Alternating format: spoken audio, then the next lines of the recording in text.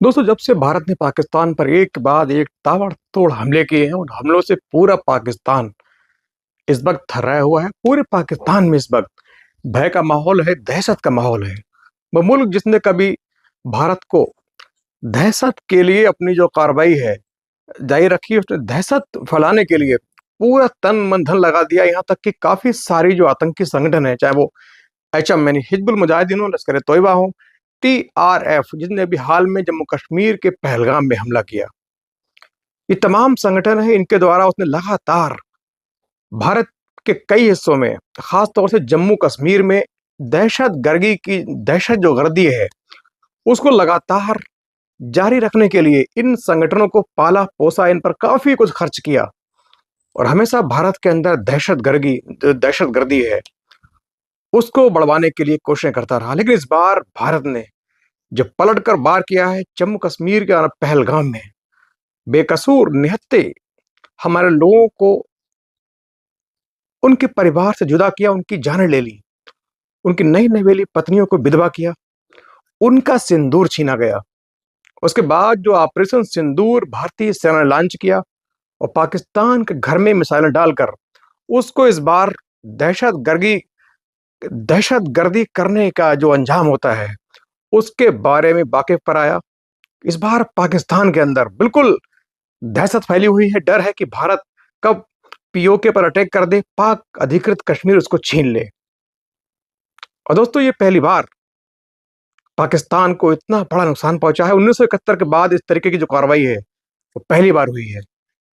और निश्चित तौर पर हमारी सेना जो है पूरे विश्व में सिर्फ इसीलिए जानी जाती है कि नामुमकिन को मुमकिन कर देती है, असंभव को संभव कर देती है। चूंकि मैं खुद इंडियन आर्मी में रहा, मैंने देश की सेवा की, रक्षा में रहा, तो मैं भारतीय सेना का जो शौर्य है, उसका जो बलिदान है, उसकी जो अद्भुत पराक्रम है, उसके बारे में बहुत अच्छे से जानता हूं। इस बार पाकिस्तान बिल्कुल तिलमिलाया हुआ है। उसके एक के बाद एक तमाम शहरों पर, चाहे वो भावलपुर हो, चाहे मुजफ्फराबाद हो, चाहे मुनीर के हो, चाहे पंजाब, उस जो पाकिस्तान के अंदर पंजाब प्रांत है उसके कई हिस्से हो, पाकिस्तान के पास जो हमारा कश्मीर का हिस्सा है, गुलाम कश्मीर यानी पीओके, पाक ऑक्युपाइड कश्मीर, उसके कई हिस्सों में एक के बाद एक लगातार मिसाइल के कार्रवाई से इस बार पाकिस्तान सहमा हुआ है।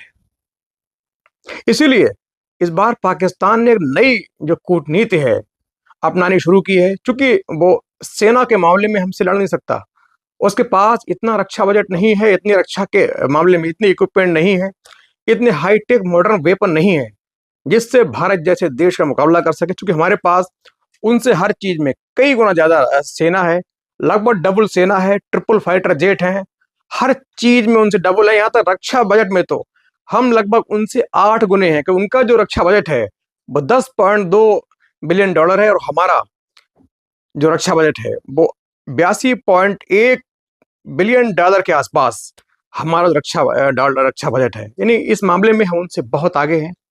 हमारी सेना भी उनकी सेना से बहुत ज्यादा मजबूत, स्ट्रांग, बहादुर, अद्भुत पराक्रम वाली है, जिसका पराक्रम शौर्य तमाम युद्धों में पूरी दुनिया ने देखा। इसीलिए आज पाकिस्तान बिल्कुल तिलमिलाया हुआ है, पाकिस्तान परेशान है, करे तो क्या करे। इसीलिए उसके स्थानीय लोकल नेता ने एक अलग तरीके की कूटनीतिक जो हमला है वो करने की सोच रहा है, प्लान कर रहा है कि किसी तरीके से हमारे देश के जो हिंदू मुस्लिम हैं उनको अलग करके पाकिस्तान के खिलाफ, पाकिस्तान है उसके खिलाफ जो भारत की कार्रवाई है उसको, उससे डर कर बचने के लिए यहाँ के मुसलमानों को किसी प्रकार से बरगलाए, जिससे यहाँ का माहौल खराब हो, यहाँ गृह युद्ध के चांस बने और पाकिस्तान को इसका फायदा मिले। बाकायदा इसके लिए वहां के लोकल जो एक नजरियात पार्टी है उसका जो एक चेयरमैन है शाहिर हैदर मलिक इस वक्त सोशल मीडिया पर लगातार ऐसे वीडियो पोस्ट कर रहा है जिससे भारतीय मुसलमान भड़के। उनको यहाँ के हमारे हिंदू भाइयों को, वो हिंदू भाई जो हमेशा हमारी रक्षा के लिए, हमारे हक की लड़ाई लड़ने के लिए तैयार रहते हैं, उनके खिलाफ भड़काकर पिछली बातें, मतलब बाबरी मस्जिद हो या दूसरे मुद्दे हो, उन पर भड़काकर हमारे देश के मुसलमानों को ये बताने की कोशिश कर रहा है कि आप इनके सगे, ये आपके सगे नहीं है, ये देश तुम्हारा नहीं है, ये तुम यहाँ व्यवहार अच्छा नहीं है, तुम्हारे साथ यहाँ अच्छा व्यवहार नहीं होता है। और लगातार वीडियो बनाकर भारतीय जो लोग हैं, जो मुस्लिम कम्युनिटी है, उसको भड़काने की नाकाम, नापाक दरिंदा कोशिश कर रहा है। मैं इसको बताना चाहता हूँ, इस शाहिर मलिक नाम के शैतान को बताना चाहता हूँ कि दोस्त, हम तुम्हारे बाप हैं, तुम बेटे हो, और बाप से कभी किसी भी मसले में, चाहे तजुर्बा हो, चाहे कोई भी जिंदगी की रेस हो, कोई भी विचार विमर्श हो, उसमें कभी भी बाप से शर्त नहीं लगाते और बाप को समझाने की कोशिश नहीं करते। तुम्हारी ये जो कोशिश है हर बार की तरह इस बार नाकाम होगी। तुमको मालूम है, हमने पहले यदि जाना होता हमारे पूर्वजों को तो 47 में चले जाते। लेकिन मैं बता दूं, जो 47 में पाकिस्तान इंडिया के मुस्लिम गए, उनके साथ क्या हुआ। दरअसल उनको वहां कई सालों तक मुहाजिर, नापाक मुसलमान के तौर पर दर्जा मिला। उनको इन जो लोकल पाकिस्तानी है इनके साथ नमाज पढ़ने की इजाजत नहीं मिली।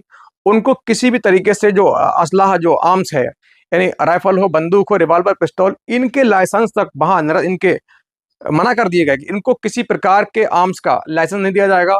इनको जो लोकल शहरी हैं उनसे अलग दूसरे यानी दोयम दर्जे का नागरिक माना गया। उसके बाद कई सालों तक लगातार उनको वहां दुत्कारा गया। तब जाकर कहीं जब परवेज मुशर्रफ वहां का जो तानाशाह वहां का राष्ट्रपति बना, क्योंकि वो खुद मुहाजिर था, भारत के आगरा शहर से दिल्ली से वो गया था, तो उसने इनके जो परेशानी है कम की। उससे पहले वहां के जो यहाँ से भागने वाले मुसलमान थे उनको वहां दोयम दर्जे का नागरिक माना गया, नापाक मुसलमान माना गया। तो शाहिर मलिक बेटा, हम तुमको बताना चाहते हैं कि हमारा देश के मुसलमान है, तुम्हारी इन फटी जली कट्टी बातों में आने वाला नहीं है। दो कौड़ी के इंसान तो हमारे देश को अलग करके देखना चाह रहे हो, लेकिन ये मुमकिन नहीं है। हमारे देश का मुसलमान आज हमारी सेना के साथ, हमारे देश के साथ पल पल कदम मजबूत रखकर खड़ा हुआ है। मैंने खुद तुम्हारे देश के खिलाफ इंडियन आर्मी में ऑपरेशन किए हैं। मैंने कई जम्मू कश्मीर में 2006 से लेकर 8 तक 2 सालों में कई ऐसे ऑपरेशन किए जिसमें पाकिस्तानी आतंकी शामिल थे। हम लोग, भारत का खून है, गद्दारी नहीं है। हम भारतीय मुसलमान अपने आप को बहुत फक्र वाला मानते हैं। हमारा ये खुदनसीबी है कि हम भारत में रुके। तुम्हारे देश का क्या हाल है, तुम्हारी जो इकोनॉमी है, तुम्हारी महंगाई है, तुम्हारे पैसे की, रुपए की गिरावट है, इससे अंदाजा लगाओ कि तुम्हारी कंट्री दुनिया में कहाँ खड़ी है। हम बहुत खुदनसीब हैं दोस्त, अपनी चिंता कर लो। हम तुम्हारे बाप हैं और बाप से कभी भी टकराने की हिमाकत नहीं करनी चाहिए। जिस तरह से ना तुम आज मुंह की खा रहे हो, तुम्हारे खिलाफ हमारी जो सेना है कार्रवाई कर रही है, ताबड़तोड़ हमले करके तुम्हारी जो पीड़ा बढ़ाई है, तुम्हारे अंदर दहशत पैदा की है, ये उसी का नतीजा है। तुम सीधे तौर पर हमारी सेना से लड़ नहीं सकते हो, तो इस तरीके से मुसलमानों को बरगला कर एक नई चाल चलाना चाह रहे हो।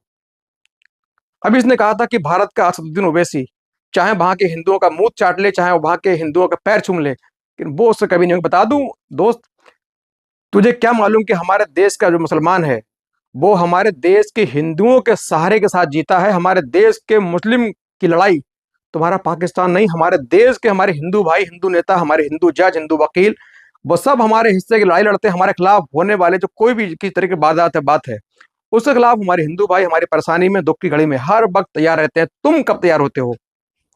तुम दोगले हो, गद्दार हो, एक नंबर के नकारे हो। तुम सीधे सीधे लड़ाई लड़ने में बिल्कुल कच्चे हो, बेकार हो। इसीलिए तुमने नई जो ट्रिक अपनाई है, किसी तरह से मुसलमानों के अंदर विद्रोह पैदा किया जाए। दोस्त, ये तेरी नापाक चाल है, कभी भी कामयाब होने वाली नहीं है। भारत का मुसलमान इतना समझदार है, उसे मालूम है कि इस मिट्टी में जीना है, इस मिट्टी में जाना है, इस मिट्टी के अंदर ही उसको दफन होना है। तो तुम्हारे देश उसे क्या मतलब। रही बात असदुद्दीन ओवैसी की, तो इस वक्त उसने तुम्हारी ईंट ईंट बजाई है, तुम्हारे खिलाफ पूरे विश्व को मैसेज देकर, तुम्हारी नापाक हरकतों को पूरे वर्ल्ड मीडिया के सामने लाकर तुमको बेनकाब किया है। बता दूं, असदुद्दीन ओवैसी हैं, कोई मुस्लिम बोर्ड से सांसद नहीं बनते, उनको हमारे हिंदू भाई बराबर वोट करते हैं। समझ लो, तुम्हारे लिए हमारे हिंदू भाई भी उनको लगातार वोटिंग करते हैं, उसके बाद वो सांसद बनते हैं। तुम जिसके लिए कह रहे हो कि वो असदुद्दीन ओवैसी भारत के लिए अच्छे अच्छे बयान दे रहा है, भारत के साथ खड़ा है, दोस्तों, मैं इस शैतान को बताना चाहता हूं कि हमारा देश का जो हिंदू मुस्लिम है कभी भी अलग होने वाला नहीं है। हिंदू मुस्लिम सिख ईसाई चारों देश की प्राण हैं, इसके रखवाले हैं, इसकी मिट्टी के सिपाही हैं।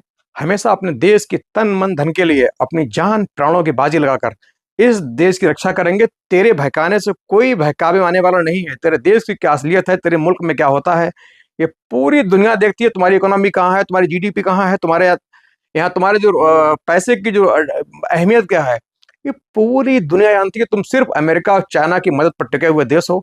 इसीलिए हमारे जो हमले हैं तुमसे बिल्कुल समझ नहीं रहे। तुम्हारे अंदर पहली बार हमारे देश ने, हमारी सेना ने इतनी दहशत पैदा की है कि तुमको खुद आकर वीडियो बनाकर अब लड़ाई तो लड़ नहीं सकते हो, तो यहाँ के हिंदू मुस्लिम को लड़वाने की नापाक चाल जो कोशिश है वो तुमने